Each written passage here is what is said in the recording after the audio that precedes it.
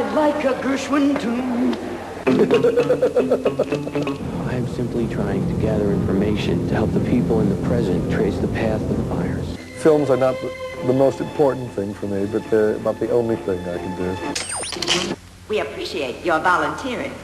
You're a very good observer, Cole. Thank you.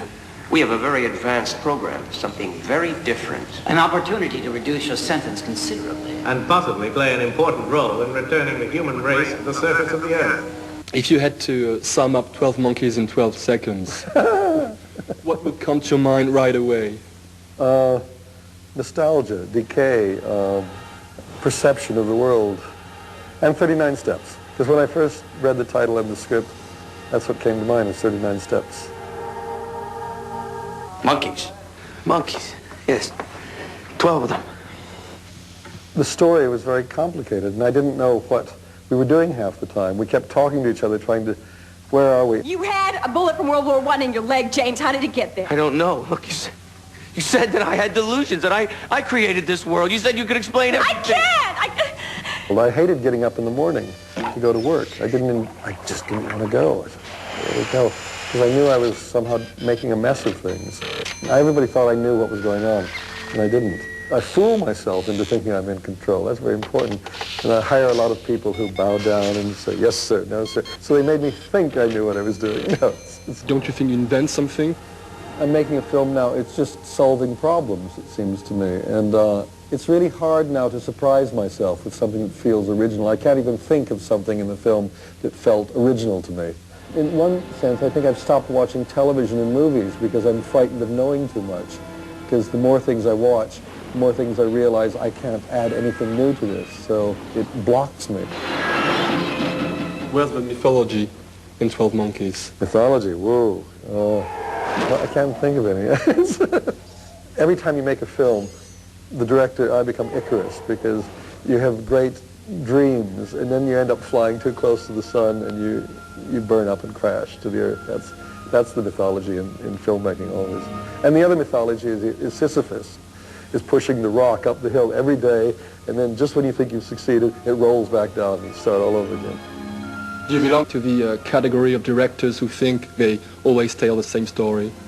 It's clear that I'm obsessed with the same ideas, same themes about, fantasy, reality, madness, sanity. It's about the perception of the world that I'm intrigued by, and my wife thinks I belong to that category of directors. She says, I'm always doing the same movie, I just change the costumes and the sets. From Brazil to 12 Monkeys, it's very difficult to know if you like doctors or not. I'm always frightened about the people who have the answers, because I want to believe them, but I'm also fearful that they're as human as I am and as stupid as I am. It's always that danger of putting yourself in other people's hands, in the hands of experts. I'm very lazy when it comes to doctors. I believe them all the time, yet in films I mistrust them. Crazy people. I'm not saying you're not mentally ill. For all I know, you're crazy as hell. Why are you so fascinated by cages, prisons, jails? It's this business about being imprisoned, and it's probably being imprisoned in your body. This is like this side, whatever one wants to call it, spirit, dream, imagination. It can fly, it can do everything, and yet it can't because it's stuck in this thing. It doesn't move, and I get this feeling that we're born as these little spirit, this little fluttery thing. It's just air, and then it's surrounded by this meat and bones. And it starts out quite nicely because it doesn't know its limitations, and then as life gets on, there's more fat that sticks on this thing, and it slowly pulls it down until gravity takes over, and there's enough fat and meat on this thing that it's finally pulls it into the ground and you're dead. And so it's that fight between that body and these dreams and spirit. And doing the films you do, is it a risky business? I hope so. I try to make it risky for financial people. I do want to keep the films risky. If they're not dangerous, I don't want to do them. Because the minute things become safe and comfortable, it doesn't interest me. My life is like that.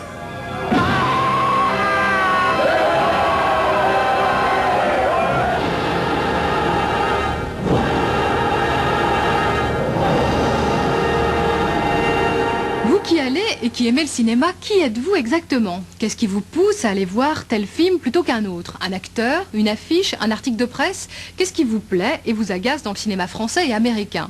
En collaboration avec Paris Match et Ipsos, nous avons tenté d'en savoir plus. Regardez.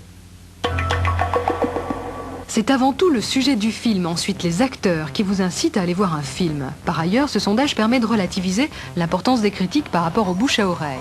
L'affiche, la durée et le titre du film ont peu d'influence. Le cinéma américain, qui rappelons-le occupe 60% des écrans français, séduit toujours autant par son aspect spectaculaire et son rythme. Et ce qui fait à votre avis la force du cinéma français, ce sont ses acteurs et son humour à 56%, un chiffre que l'on doit sans doute au regain récent pour les comédies. Alors pourquoi les Français vont-ils voir de préférence des films américains? Le cinéma français n'est bien sûr pas assez spectaculaire, n'est pas James Cameron qui veut. Il manque aussi, pour 34% d'entre vous, d'originalité. Peut-être que les sondés ont voulu ici pointer du doigt la monotonie de certains de nos scénarios. Enfin, d'après vous, le cinéma américain manque de bons dialogues et n'est pas assez proche de la vie des gens.